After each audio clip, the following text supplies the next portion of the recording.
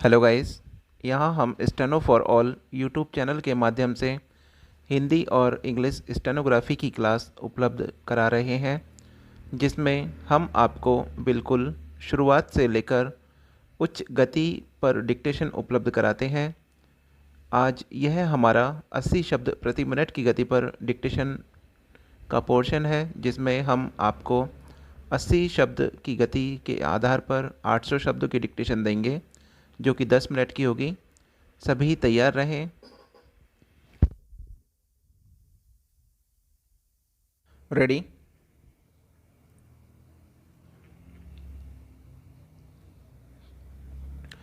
पिछले 100 वर्षों में उच्च शिक्षा के क्षेत्र में जो तरक्की हुई, उसने विश्व स्तर पर मानव सभ्यता को चहुमुखी गति प्रदान की। मगर विगत मार्च से उच्च शिक्षा की तरक्की का यह पहिया एकदम थम सा गया है। यूनेस्को के अनुसार आज 191 देशों में 25 करोड़ नौजवान उच्च शिक्षा से और लगभग 120 करोड़ बच्चे स्कूली शिक्षा के पारंपरिक रूप से वंचित हो गए हैं। जाहिर है कि इस महामारी ने जितना नुकसान दुनिया की अर्थव्यवस्था को, कारोबार को, रोजगार को, कृषि को और आवागमन को पहुंचाया है, उससे कहीं ज़्यादा नुकसान उसने उच्च शिक्षा और स्कूली शिक्षा को किया है। भारत में भी कोरोना के कारण 16 मार्च से उच्च शिक्षा की तेज रफ्तार थम गई। देश भर के 1000 विश्वविद्यालयों और 55,000 महाविद्यालयों में सन्नाटा छा गया है। उच्च शिक्षा पर आए इस भीषण संकट का, जो एक सुनामी या भूकंप की तरह है, समाज के अलग अलग वर्गों पर अलग अलग तरह से असर पड़ेगा। समाज के संपन्न वर्ग तो इस स्थिति का मुकाबला आसानी से कर लेगा, क्योंकि इस तबके के अभिभावकों के पास अपने बच्चों को घर पर रखकर पढ़ाई कराने की समुचित साधन उपलब्ध हैं। मगर समस्या उस मध्यम वर्ग और निम्न वर्ग की है, जिनके पास ना तो पर्याप्त आर्थिक साधन है और ना ही ऐसे संपूर्ण सूत्र जो अच्छे कॉलेजों में उनके बच्चों को दाखिला दिलाने में मददगार हों। इन वर्गों की समस्या इसलिए भी गहरा गई है क्योंकि इनके रोजगार और व्यवसाय पर कोरोना का भयंकर असर पड़ा है। ऐसे माँ बाप लंबे अरसे से रात दिन मेहनत करके अपने बच्चों को अच्छी शिक्षा दिलाने की कोशिश करते रहे हैं।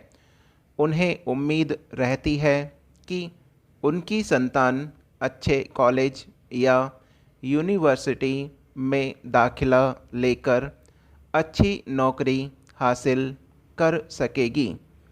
मगर अब ऐसे करोड़ों परिवारों में चिंता, संताप और निराशा की स्थिति है, क्योंकि उन्हें नहीं मालूम कि उच्च शिक्षा का अब क्या होगा और कोविड-19 संकट की समाप्ति के बाद उच्च शिक्षा कैसे चलेगी।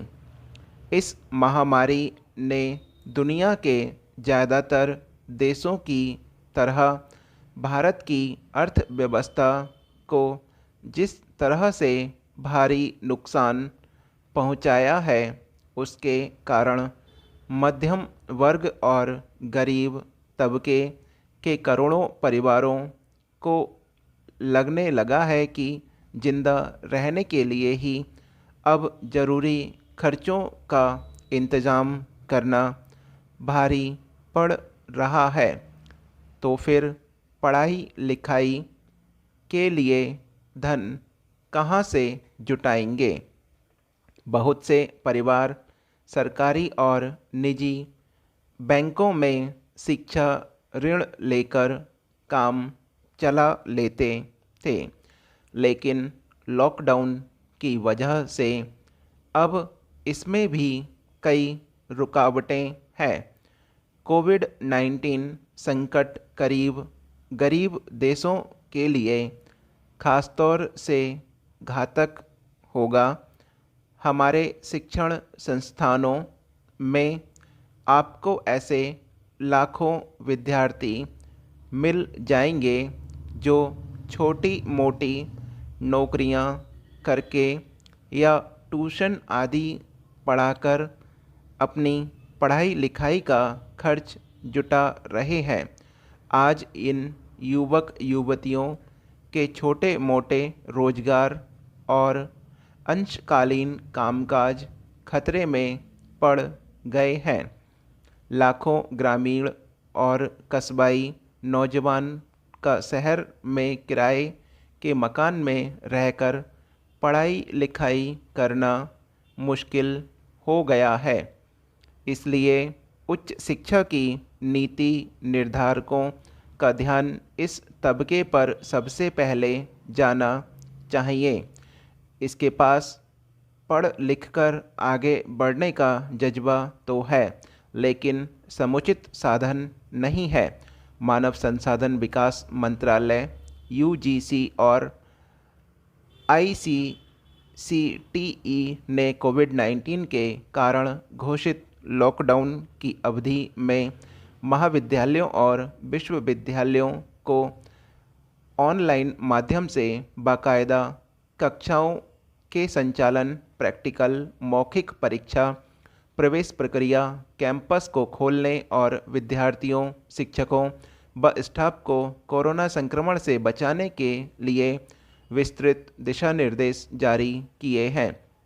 इन दिशा निर्देशों से यह तो स्पष्ट है कि कक्षाएं, परीक्षाएं और प्रवेश कार्य कैसे किए जाएंगे, लेकिन यह नहीं बताया गया कि भारत के दूर दराज के गांवों और कस्बों में रहने वाले गरीब परिवारों के नौजवान किस प्रकार स्मार्टफोन और इंटरनेट कनेक्टिविटी से जुड़ जाएंगे। उच्च शिक्षा के अब तक के वैश्विक अनुभवों में ऑनलाइन शिक्षण को पारंपरिक फेस टू फेस शिक्षण से संबद्ध माना गया है, लेकिन कोविड-19 ने इसको उल्टा कर दिया है। अब ऑनलाइन शिक्षण ही मुख्य हो चला है और पारंपरिक शिक्षण को उसके सहायक की भूमिका निभानी है। क्या आज की परिस्थितियों में जब 10 करोड़ से ज़्यादा लोग अपने काम धंधे और रोजगार से हाथ धो बैठे हैं, भारत में ऑनलाइन शिक्षण से वंचित वर्ग के लोगों को गुणवत्तापूर्ण उच्च शिक्षा मिल पाएगी? कोविड-19 ने दुनिया के करीब 200 देशों की आर्थिक सामाजिक व्यवस्था को बुरी तरह प्रभावित किया है। इसका व्यापक असर उच्च शिक्षा के अंतर्राष्ट्रीयकरण पर भी पड़ेगा। पिछले 3 दशकों में विद्यार्थियों में विदेशी विश्वविद्यालयों के में जाकर पढ़ने की प्रवृत्ति तेज़ी से बढ़ी है। कोविड-19 के प्रकोप से पहले दुनिया भर में हर साल करीब 75 लाख विद्यार्थी उच्च शिक्षा हासिल करने के लिए दूसरे देशों में जाते थे। इसमें अब भारी कमी आने की आशंका है। यूनेस्को का अनुमान है कि इस संख्या में 50% तक की गिरावट आ सकती है। भारत में हर वर्ष करीब 2 लाख विद्यार्थी उच्च शिक्षा के लिए दुनिया भर में जाते रहे हैं। वहीं सिर्फ 50,000 विदेशी विद्यार्थी हमारे यहाँ अध्ययन के लिए आते हैं। इन दोनों संख्याओं में अब यह हमारा 10 मिनट का डिक्टेशन समाप्त हुआ, जो कि पूरे 800 शब्द का है, और आप समय भी देख सकते हैं। इस आधार पर हमने आपको 80 शब्द प्रति मिनट की गति पर डिक्टेशन उपलब्ध किया है।